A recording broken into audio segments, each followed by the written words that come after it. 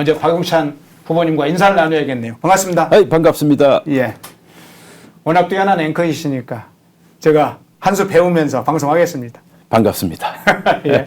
우선 우리 시청자분들께 좀 자기소개 겸해서 인사를 좀 해주시죠. 예, 오랜만에 또 이렇게 인사드리게 됐습니다. 우리 펜앤마이크 시청자 여러분, 요즘 어떻게 지내십니까?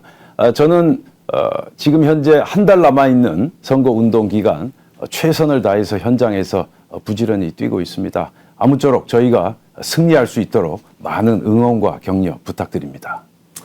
예, 우리 짧게 핵심적으로 영등포을 지역의 승리를 위해서 응원 부탁드린다 이렇게 짧게 인사를 해주셨는데요. 지난번 사실 당내 경선이 있지 않았습니까? 네. 예, 경선 과정을 거쳤던 것이죠, 사실은. 사실상 거쳤죠. 예, 박민식 전 보훈부 장관이 이 영등포 홀에 출마를 했었죠. 인지도 면에서 사실 박민식 장관도 꽤 높은 인지도를 가지고 있었는데 우리 박용찬 후보께서 어쨌든 결과적으로 박민식 후보는 출마하려고 했던 지역에서 떠났고 우리 박용찬 후보님께서 결과적으로 공천을 받으셨는데 이제 그 이야기는 좀 뒤에 좀 다뤄보겠는데 우선 경쟁자 김민석부터 여쭤봐야 될 것 같습니다. 지난번에 이제 얼핏 김민석 후보보다 지금 조사 과정에서 높게 나온 결과도 있습니다. 3자 대결이었는데 일단 그 부분을 먼저 여쭤볼게요. 우리 박용찬 후보님 자신의 경쟁력, 네. 본인의 경쟁력이 지금 일단 어디 있다고 생각하시나요? 사실 이제 그동안 제 경쟁력의 원천이 어디에 있는가 많은 분들이 궁금해 하셨는데요. 제가 지난 5년간 영등포을 당협위원장을 하면서 정말 최선을 다했습니다. 거의 하루도 쉬지 않고 제 인생에서 가장 열심히 살았던 시간이다. 그렇게 말씀드릴 수 있고요. 저는 한 몇 가지 중점을 두고 그동안 지역구 관리를 해왔습니다. 저는 다른 무엇보다도 지역구 사령관은 지역구에서 살고 지역구에서 죽어야 된다. 다시 말해서 지역구에서 승부를 걸어야 한다라는 그러한 간절함을 가지고 지난 5년간 활동을 해왔습니다. 우선 조직 정비에 제가 최선을 다했습니다. 아, 그렇군요. 예, 제가 2019년에 영등포을 당협위원장으로 시작을 했는데요. 그 당시 저희 국민의힘 책임당원 수가 몇 명이었는 줄 아세요? 한 1000여 명 됐습니까? 책임당원 1000여 명이 안 됐겠네요. 예, 그 정도만 됐더라도 네. 얼마나 좋았겠습니까? 그 당시 2019년에 책임당원이 350명 수준이었습니다. 네. 거의 대학 서클 정도 규모라고 봐야 되겠죠. 그런데 제가 5년이 지난 지금 저희 책임당원 수가 2,600여 명. 어우, 8배, 9배 키우셨네요. 예, 10배 가까이 키웠고요. 네. 그리고 일반 당원도 2019년에 한 2,500명에 머물러 있던 일반 당원을 작년 10월 현재 10,000명 수준까지 육박하는 그러한 경쟁력을 키웠습니다. 다시 말해서 저희 당협 조직을 재건시켰다. 그렇게 보시면 되겠고요. 그 다음에 또 하나는 소통과 실천입니다. 지역구에서 그 어떤 구민과도 대화하고 소통하고 서로 의견을 나누는 그러한 소통의 자세, 그리고 저는 현장을 뛰었습니다. 철저한 현장주의 정신. 어떤 문제든 현장에 먼저 가자. 지금 화면에 나오지 않습니까? 예. 저게 이제 화재 현장인데요. 제 몇 년도의 사건? 저게 2022년도였을 22년이요? 겁니다. 예. 예. 그 대림동의 한 중학교에서 화재 사고가 발생했는데 과연 저 화재 사고의 원인이 무엇인지 현장에서 저희 시구 의원들과 함께 현장을 살펴보고 분석하는 철저한 현장주의 정신. 그게 제가 오늘날 경쟁력을 갖게 된 아주 큰 원동력이 아니었나 그렇게 생각합니다. 그리고 이제 마지막으로 저는 지난 5년간 활동을 하면서 각종 정책, 공약을 준비해 왔습니다. 현장을 다니면서 지금 지역 구민들이 원하는 게 어떠한 사항들인지, 그리고 대안은 어떤 게 있는지 철저한 현장주의 정신을 바탕으로 해서 지금 모든 정책과 공약이 세대별로 그리고 동별로 맞춤형으로 준비되어 있다. 그런 말씀을 드릴 수 있겠습니다. 예. 가장 먼저 경쟁력의 요소로 당 조직 기반을 재건을 했다. 당 사실은 당협이라고 불리는 조직을 재건했다. 야, 정규군을 무려 10배 가까이 일단 키우는 건 대단하네요. 감사합니다. 네. 아니, 이제 병사들 사실은 뭐 10배 키운다는 게 훈련된 더군다나 정규군, 당원이 있고 책임당원이 있는데 그것도 책임당원을 10배로 늘렸다는 거, 가까이 늘렸다는 건 어마어마한 일을 해냈네요. 한 3배 정도만 늘려도 상당히 일을 열심히 잘했다고 평가받는데 10배 가까운 정규군을 늘린 셈이 됐네요. 그래서 슬쩍 지나가면서 이거 한번 여쭤보겠는데 지난 2월 9일 날 저희가 펜앤드마이크 자체 조사 여론조사 결과를 발표하지 않았습니까? 네.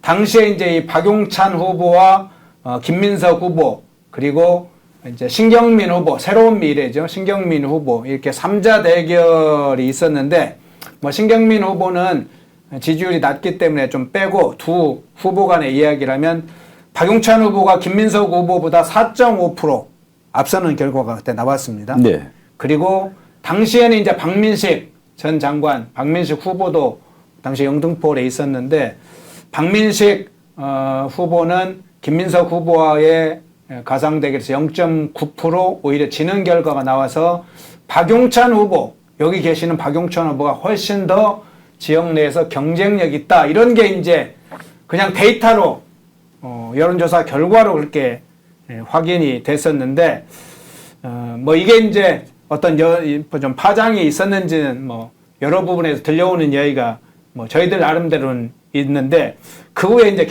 어쨌든 박민식 후보가 떠나고 최종적으로는 공천 확정이 됐습니다. 그때 공천 받을 때에 어떤 생각이 드셨어요? 어떤 소감이랄까요? 그때. 사실 저는 이제 박민식 후보가 중도에 그만둘 것이다라는 예상은 못했습니다. 그러나 결과적으로 보면 참으로 현명한 판단을 하셨다. 그렇게 생각하고요. 결국 영등포 을 선거구에서 저 박용찬에 대한 민심을 정확히 뒤늦게나마 파악한 것이 아닌가 그렇게 생각을 합니다. 제가 이번 공천 과정을 겪으면서 한 가지 꼭 드리고 싶은 말씀은 우리 국민의힘이 이번 공천 과정에서 어떤 권력 공천 내지는 사천을 하지 않고 민심 공천을 하겠다 하는 강력한 의지를 보여준 사례가 저희 영등포 을 선거구였다. 저는 그렇게 생각합니다. 그렇죠. 예, 사실 이제 중앙 언론사나 중앙당 차원에서 저 박용찬에 대한 존재감이 사실 좀 취약했던 건 사실입니다. 그러나 저희 지역구, 즉 영등포 을 선거구에선 지난 5년간 제가 정말 최선을 다해서 혼신의 힘을 다해서 했기 때문에 지역구에서만큼은 제가 상당한 경쟁력과 인지도를 가지고 있었거든요. 그러한 경쟁력이 우리 펜앤마이크 여론조사에서 여실히 드러났던 게 아닌가 저는 그렇게 분석하고 있습니다. 따라서 당의 현명한 판단에 대해서 저는 상당히 감사하게 생각하고요. 이제 저는 국민의힘 영등포 을 선거구의 대표 선수입니다. 반드시 최선을 다해서 민주당 후보를 꺾고 승리하겠다라는 말씀을 다시 한번 드리고 싶습니다. 네. 앞서서 이제 본인의 경쟁력을 소개를 해주실 때 현장에 많이 찾아간다. 학교 이제 화재 현장에 가셔서 아마 성면을 살펴보는 것 같기도 하는데 이런 여러 현장에 찾아가는 어떤 강점을 많이 가지고 있었고 그게 그 지역 내에서 상당히 지역 주민들이 높게 평가하는 요소로 지금 보이는데요. 지금 영등포의 지역의 정서랄까요? 현장 상황을 조금 전달해 주시겠습니까? 지금 대단히 중요한 말씀 해 주셨는데요. 현재 영등포을은 결론부터 말씀드리면 한번 해볼만 하다. 저는 그렇게 생각하고 있습니다. 예. 영등포을 하면 여러분 잘 모르시겠지만 여의도, 신길동, 대림동 이렇게 세 지역으로 구분이 되어 있습니다. 그런데 이 세 지역의 정치적 정서가 완전히 판이합니다. 여의도 같은 경우는 이제 보수색이 강하고요.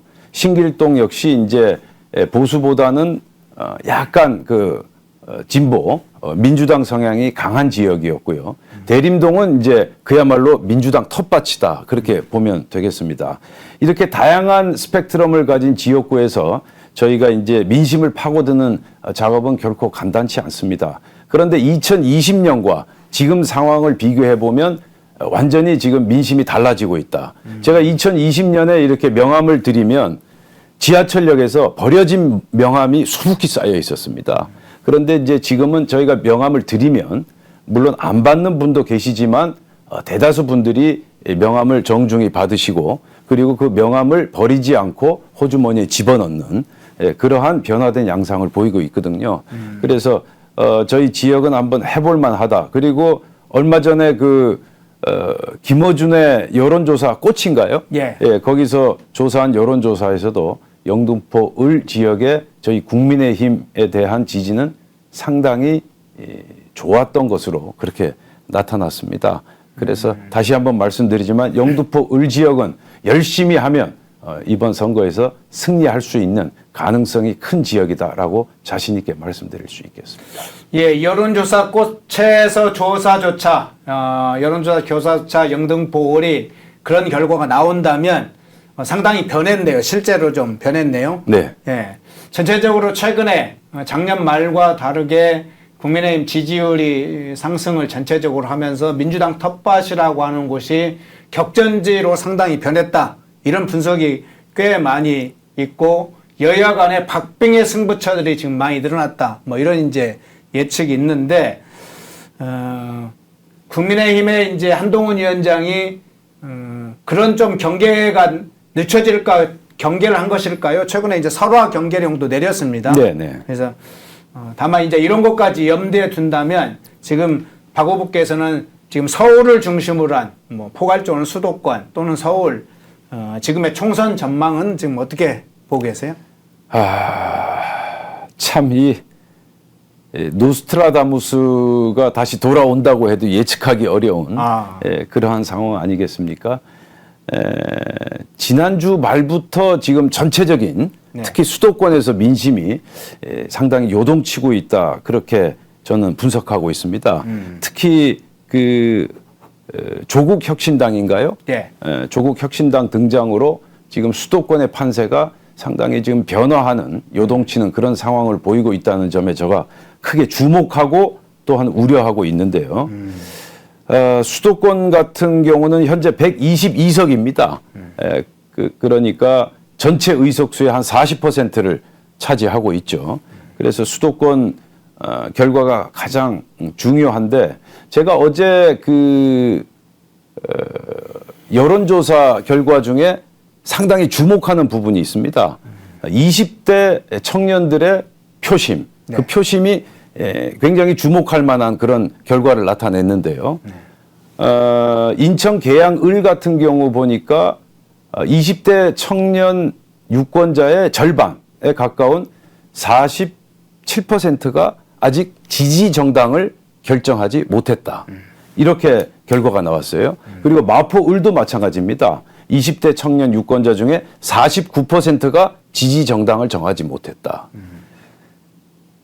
2명 중에 1명은 아직 지지 정당을 결정하지 못한 거죠. 그렇죠. 그래서 결국 수도권 총선에서는 이 20대 유권자의 표심을 어떻게든 잡아야 된다라는 그런 결과가 도출된다고 할 수 있겠죠. 반면 조국 혁신당 같은 경우는 어떻습니까? 20대에선 지지율이 거의 제로 상태에 가깝습니다. 그렇습니다. 조국 혁신당은 지금 40대를 중심으로 약진을 하고 있는 그러한 상태다. 따라서 이번 수도권 선거에서는 20대 그리고 더 나아가서 30대 표심을 잡아야 하지 않겠느냐 하는 그러한 숙제를 안고 있고요. 사실 이번 선거에서 수도권이 어떻게 결과가 나오느냐 하는 점이 가장 중요한데 2008년도 18대 총선 기억하십니까? 예, 18대요. 예. 18대는 좀 멀어서 딱 기억은 안 나네요. 예. 그 당시 우리가 180석이 넘는 의석을 확보했습니다. 그 당시 이제 수도권에서 한 40석 가량 저희가 확보했고요. 예. 그래서 이번 선거에서도 그렇게 불가능한 상황은 아니다. 그래서 수도권에 최대 화력을 우리 다 퍼부어야 한다. 저는 그렇게 생각을 하고요. 예. 그러기 위해선 정책과 공약, 이제는 이제 미래를 보여주어야 한다라는 점에 제가 강조점을 좀 두고 싶다 하는 그런 말씀을 드리고 싶습니다. 네, 방금 말씀 주신 것처럼 조국 혁신당의 지지율이 굉장히 높게 나오고 있습니다. 조사 시점이나 기관에 따라 조금 차이가 있지만 2주 전과 지난주와 또 이번 주와 조사하는 것이 다 다릅니다. 2주 전, 그러니까 한 3주 차만 하더라도 지지율이 5%, 7%였던 게 2주 전쯤에 보면 10%대로 10% 정도 올라왔고, 지난주로면 15%, 지금은 20%까지 나오는 짧은 시간에 불과 한 3주 사이에 아주 급상승하고 있는데, 뭐 여러 분석이 있습니다. 그러니까 이재명의 공천학살에서 등을 돌린 민주당 지지층들이 조국 혁신당으로 몰리고 있다. 특히나 친문 지지층, 호남 쪽의 일탈, 이런 게 조국 혁신당으로 몰리고 있다. 이런 분석도 있고, 이로 인해서 그 여파가 국민의힘까지도 미치고 있다. 지역구 투표를 포기할 만한 분들이 오히려 조국 혁신당 때문에 지역구 투표를 해서 민주당 후보를 찍어주는 그런 일도 벌어질 수 있다. 이런 우려도 이제 관측이 나오고 있는데, 뭐 여러 이제 분석을 하고 있는데, 일단 우리 박 후보께서는 전체로 이제 조국 혁신당의 이런 상승 원인이랄까, 이유를 어떻게 보시고, 이게 조금 어떤 파장으로 좀 일어나고 있다고 보시고 계신가요?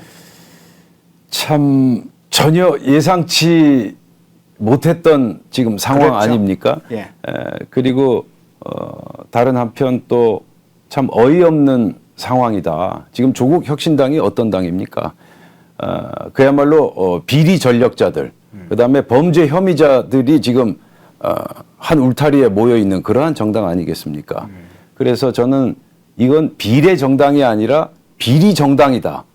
라고 얘기해도 과언이 아니다. 그렇게 생각하고요. 한 면면을 보시죠. 지금 조국 전 장관 어떻습니까? 2심에서 징역 2년을 선고받지 않았습니까? 그렇죠. 그리고 또 이 조국 혁신당에 입당한 황운하 전 청장 어떻습니까? 징역 3년 선고받지 않았습니까? 그 다음에 또 박은정 전 검사인가요? 네. 부장검사였죠. 네. 예, 그분도 법무부에서 해임 처분을 받지 않았습니까? 뭐 그 외에 또 여러 분들이 있습니다. 그 MBC 뉴스 진행자, 라디오 방송 진행자였던 신장식인가요? 네. 그분은 음주 운전 그리고 무면허 운전까지 4차례 그런 위법 행위를 했던 사람인데 지금 조국 신당에 들어가 있습니다. 자, 이러한 면면을 보더라도 이건 뭐 정당이라고 보기 어려울 정도의 그러한 상황인데 지금 조국 신당이 뜨고 있다. 우선 제가 꼭 말씀드리고 싶은 건 어쩌다가 이 대한민국 정치가 이 정도 상황까지 추락했는지 솔직히 같이 정치를 하는 정치 활동을 하는 입장에서 자괴감이 들지 않을 수 없고요. 그럼에도 불구하고 또 정치는 현실이고 또 우리가 이번 선거에서 이겨야 되기 때문에 분석을 하고 전략을 세워야 되겠죠. 그러한 관점에서 지금 두 가지 기류가 있습니다. 우선 조국 혁신당이 찻잔속의 태풍에 그칠 것이다. 결국 100일 천하로 끝날 것이다 라는 전망이 있고요. 네. 그다음에 두 번째, 그렇지 않다. 이 조국 혁신당이 결국 이번 총선에서 그야말로 돌풍을 일으킬 것이다 라는 그러한 분석이 나오고 있는데요. 네. 저도 솔직히 얘기해서 어떻게 결론이 날런지는 잘 알 수는 없습니다. 그런데 제가 하나 주목하는 건 이렇게 좌파 쪽에서 여러 정당이 생기면 표가 쪼개져서 결국 좌파 쪽, 특히 민주당 표가 분산되지 않겠느냐. 그래서 결국 우리 국민의힘에게 유리하지 않겠느냐라는 게 통상적인 분석이었거든요. 그렇죠. 그런데 저는 꼭 그렇게 보지는 않습니다. 아까 제가 말씀드리지 않았습니까? 2008년도 총선에서 저희 범보수 세력이 180석을 얻었거든요. 그런데 그 당시 한나라당이 153석, 그 다음에 자유선진당, 그리고 친박연대까지 해서 180석 안팎의 상당한 다수 의석을 얻지 않았습니까? 그러니까 다시 말해서 수요가 공급을 만드는 것이 아니라 공급이 수요를 창출한다. 이른바 세이의 법칙이라는 경제학 이론인데요. 예를 들어 뭐 이런 거 있지 않습니까? 신도시가 생기면, 즉 신도시라는 공급처가 생기면 사람들이 그 신도시에 몰려드는 뭐 그러한 양상과 비슷하다고 봐야 되겠죠. 그래서 조국 혁신당이라는 울타리가 결국 이재명 민주당의 실망한 좌파 세력들을 결집시키고 확산시키는, 그래서 파이를 더 키우는 그러한 예상치 못한 결과를 지금 발생시켰다. 저는 그렇게 보고 있습니다. 그렇군요. 국민의힘이 상당히 경계를 해야 되고 긴장을 해야 될 만한 상황이 왔다는 것도 한편으로 염두에 두신 발언인 것 같네요. 이게 신기루가 아닐 가능성도 있다, 이렇게 지금 보시는 것 같습니다. 그러니까 찻잔 속에 태풍이 아닐 수 있다. 어쨌든 민주당에 실망한 지지층들이 결집되는 장소로 조국 혁신당의 근거지가 될 수 있다, 이렇게. 그래서 보시네요. 제가 추가로 말씀을 드리면 네. 이제 그 조국 혁신당에 대해서도 저희가 어떤 전략을 세우고 대처해 가야 된다, 그렇게 생각합니다. 지금까지는 이제 민주당과의 어떤 싸움이었다면 앞으로는 조국 혁신당에 대해서도 저희가 할 말은 해야 된다.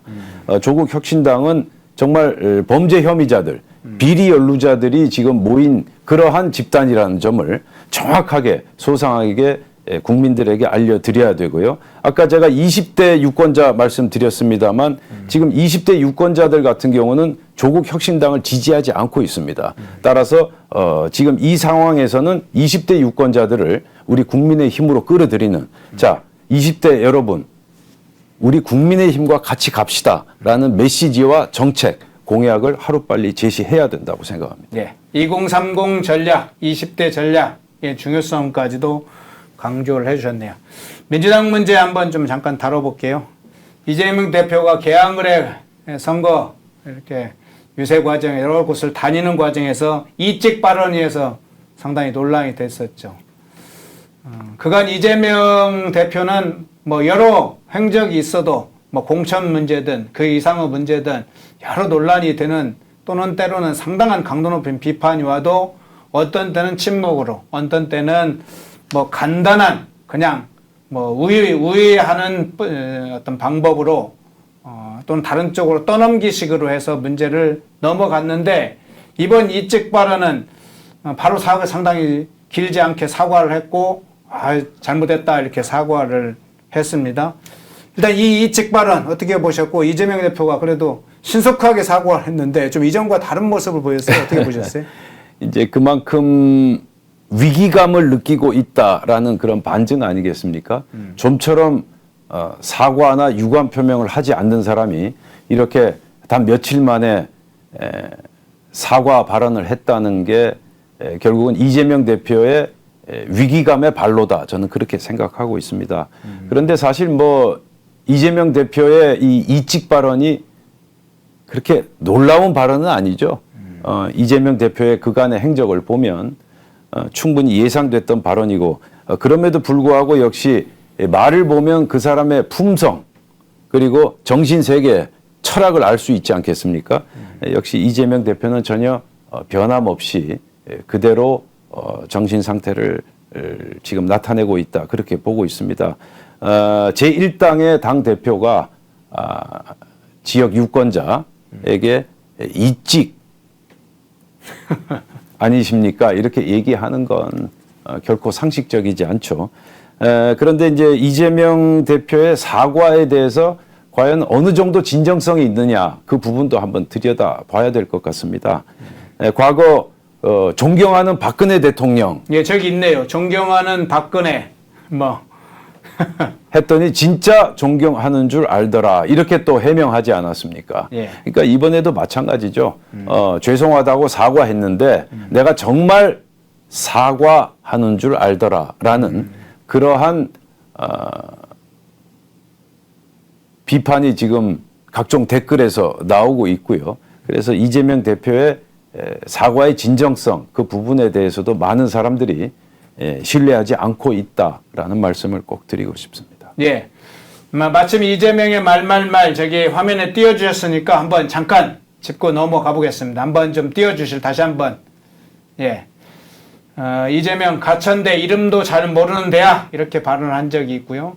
형수 욕설은 뭐 아주 너무나 많이 알려져 있는 이재명이 어떤 인간인지 어떤 인물인지 어떤 품성을 가졌는지 이런 걸 적나라하게 들어주는 이 나쁜 X 니네 어머니 뭐 또 여성의 어떤 부분까지 굉장히 큰 충격을 줬던 저걸 우리 아이들이 들었다면 상당히 스트레스를 많이 받고 그랬을 욕까지도 했었죠. 설마 이찍 아니겠지 하하하 이번에 발언이 논란이 됐었죠.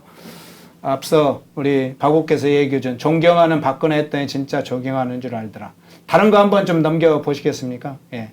인간 덜 된 자 헛소리하는 정신병자 저게 아마 형을 향해서 이재선 씨 형 이재선 씨를 향해서 했던 말로 기억되는데요.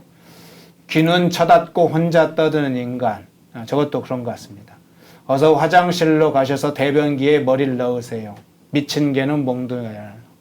한마디 한마디가 이재명 그 자신의 모습을 그대로 드러내는 말들로 보입니다. 예, 좀 다른 이슈, 이재명 이슈 하면 짜증내는 사람들이 많이 있어요. 여기로. 다른 이슈로 가볼게요. 지금 영등포울에 후보로 확정된 민주당 후보가 있습니다. 김민석 후보죠. 이 김민석 후보가 최근에 논란이 된 사건이 하나 있었죠. 14년 추징급 미납 논란이 있었죠. 본인은 뭐 1월 말에 뭐 이미 납부했다 해서 뭐 허위 사실 어쩌고 해서 한동훈 위원장을 다시 공격을 했는데 과거에 김민석 후보는 거액의 불법 정치 자금을 받은 혐의로 대법원에서 유죄 판결을 받은 것이 이미 확인이 됐습니다. 대기업으로부터 2억을 받았던 것도 확인이 됐었죠. 그런데 이제 김민석 후보가 이 문제는 그 다음에 또 하나 일이 벌어졌었죠. 이 추징금 미납 14년간 계속 조금씩 냈다고 하는데 어쨌든 14년간 추징금 미납이 있었고 그 해명 과정에서 어떻게 김민석 후보가 이 얘기를 했냐. 자기는 이명박 정부 시절에 표적 수사를 당했다. 보복 수사를 당했다. 부당하다. 뭐 이렇게 이야기를 하고 있어요.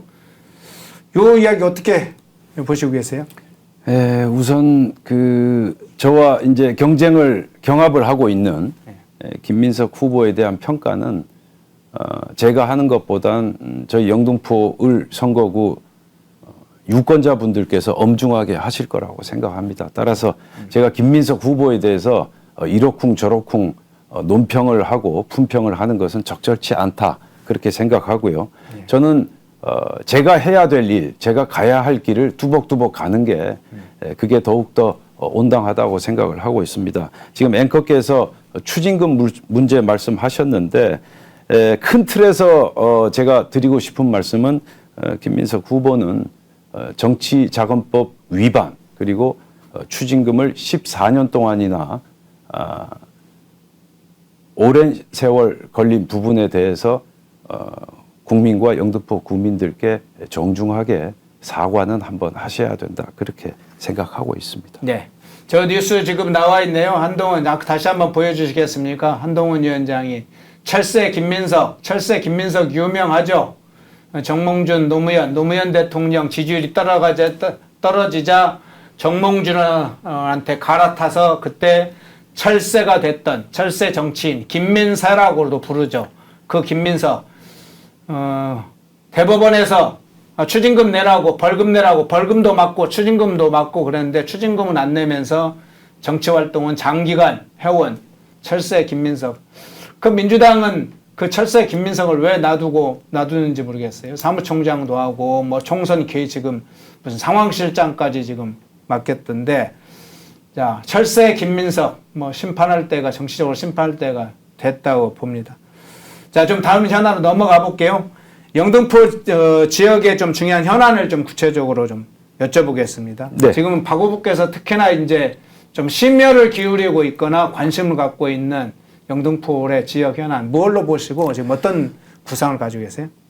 지금 굉장히 중요한 말씀을 하셨는데요. 예. 우선 이번 총선에서 가장 중요한 변수는 저는 정책과 공약이라고 생각합니다. 지금 이제 여야가 총선 상황에서 서로 지금 치열하게 싸우고 있지 않습니까? 예. 그런데 이제 민주당도 그렇고 저희들도 그렇고 지금 놓치고 있는 부분이 이제 우리는 미래를 이야기해야 된다. 과거를 논하기보다는 미래를 설계하고 미래에 대해서 우리가 유권자 분들께 뭔가를 보여줘야 된다라고 생각합니다. 따라서 앞으로 남은 한 달 동안 공약과 정책은 정말 중요한 변수다. 저는 그렇게 생각하고 있고요.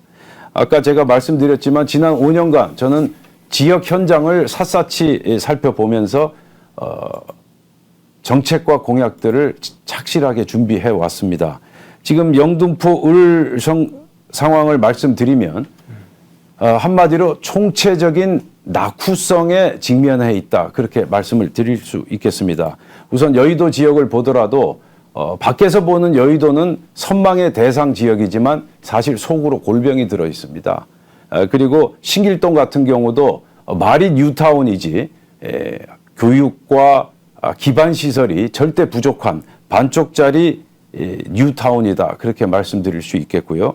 그리고 대림동으로 넘어가면 대림동은 그 낙후성이 너무 오랜 세월 계속 지속돼 오면서 지난해 10월 같은 경우에 67명의 주민들이 대림동을 떠나갈 정도로 지금 대림동은 찾아오는 그러한 지역이 아니라 떠나가는 마을로 그렇게 방치되어 있습니다. 그런데 이제 제가 지역에서 정치를 하면서 깜짝 놀랐던 것은 많은 정치인들이 이런 총체적 낙후성을 그대로 방치해 왔다라는 점이고요.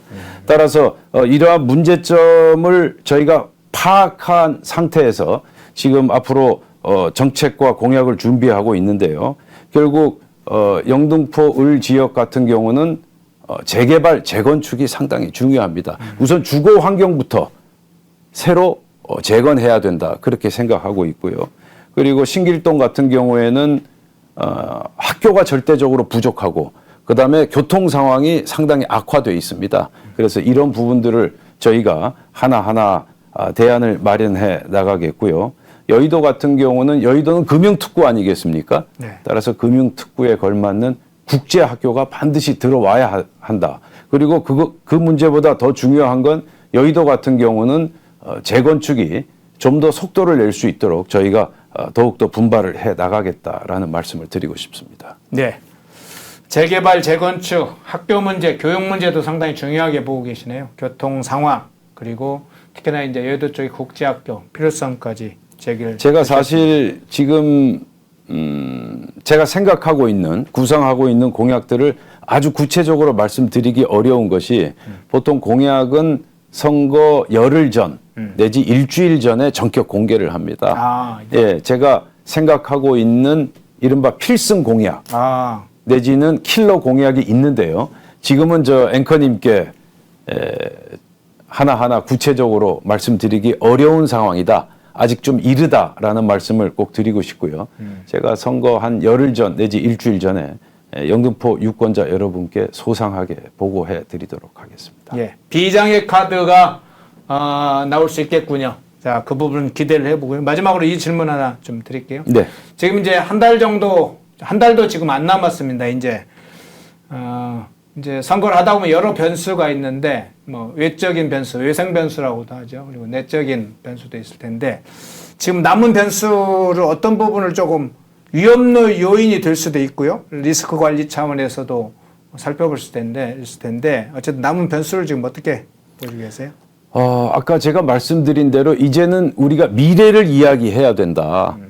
그래서 정당이 말하는 미래는 결국 정책과 공약으로 표현되어야 한다. 그렇게 생각합니다. 따라서 남은 한 달, 지금 야당과 싸우고 뭐 이제 서로 이제 공세를 취하는 것도 중요하지만 우리가 앞으로 대한민국을 어떻게 이끌 것인가라는 대목, 그리고 지역에서 어떤 정책과 공약을 준비할 것인가 이 부분을 세심하게 살펴서 지역 주민 그리고 우리 대한민국 국민들께 호소해야 된다 그렇게 생각하고 있습니다. 네, 알겠습니다.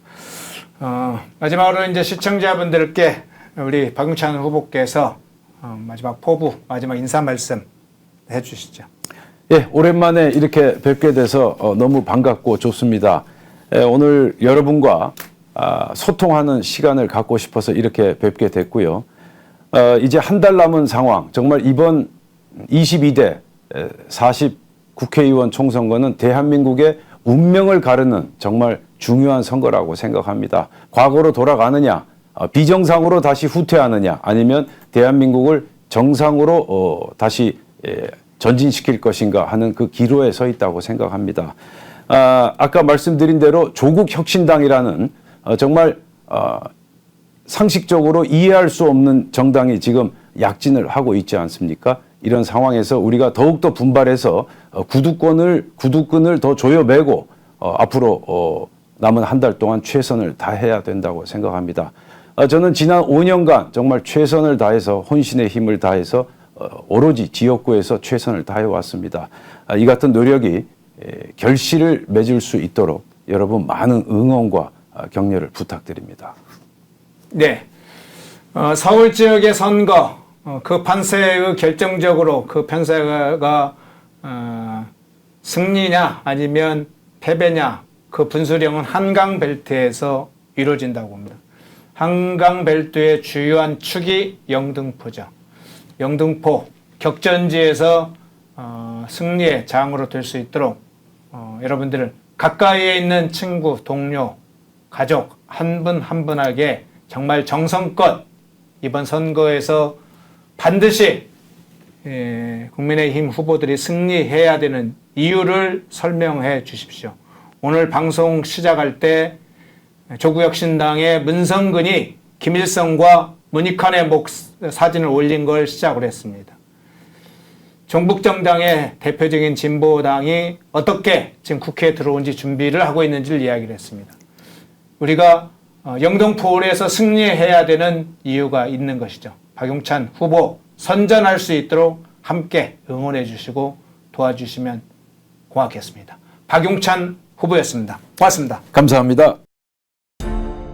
모두가 숨죽이고 침묵하던 시절 펜앤마이크는 앞장서 자유와 민주를 외쳤습니다. 자유파 정권 탄생을 위해 싸웠습니다. 2024년에도 펜앤마이크는 쉼없이 달려갑니다. 2024 총선 자유파 승리를 위해 노력하겠습니다. 자유민주주의 체제수호의 선봉이 되겠습니다. 왜곡된 대한민국 역사를 바로 세우겠습니다. 2024년에도 펜앤마이크를 응원해 주십시오.